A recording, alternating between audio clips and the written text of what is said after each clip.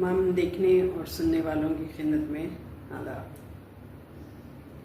आज हमने जो मुंतखब किया है कुछ पढ़ने के लिए वो ये मुश्ताक अहमद यूसुफी साहब की जो अपनी ज़बान हयात है ज़रगुज़श्त के नाम से उन्होंने लिखी और मुश्ताक अहमद यूसुफी साहब से तो कौन वाक़िफ़ नहीं है, उससे कुछ हम आज पढ़ते हैं।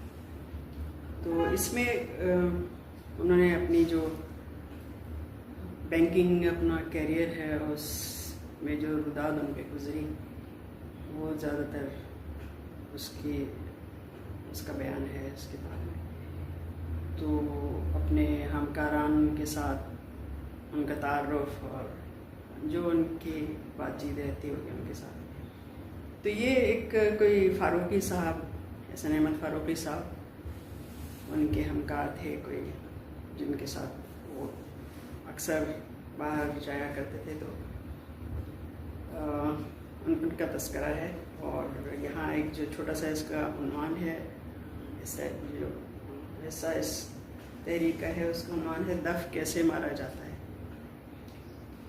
तो कहते हैं कि गरम चाय, ताज़ा गज़ल और तेज़ चूने के पान से तवाज़ो के बाद फ़ारूकी साहब दिल्ली के कबाबी की दुकान पर ले जाते और गोले के कबाब खिलाते।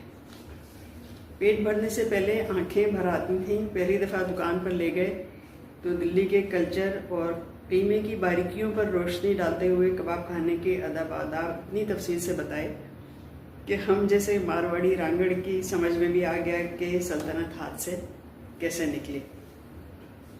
दिल्ली के कबाबियों का क्या कहना, बिल्कुल वही तेज़ाबी मसाले जो बहादुर शाह ज़फ़र के ज़माने में थे, वही शाही रकाबदारों की तरकीबें सीना बसीना चली आती हैं और वही इमराज भी मैदा बमैदा।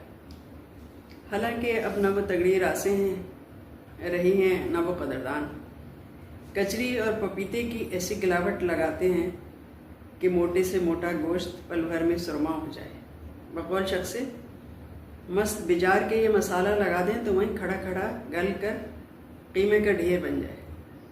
यूँ तो दुनिया में ग़ीबत से ज़्यादा ज़ूद हज़म कोई चीज़ नहीं, लेकिन ये कबाब भी हलक से उतरते ही जुज़्व बदन हो जाते हैं। इन्हीं से मालूम हुआ कि गोले के कबाब में एक हिस्सा कीमा, एक हिस्सा मिर्चें और एक हिस्सा धागे पड़ते हैं। सीख से उतार कर कड़कड़ाते घी का बघार देते हैं। सीख कबाब में बघार, ये किस खुशी में, हमने पूछा। इससे मिर्चों का दफ़ मर जाता है।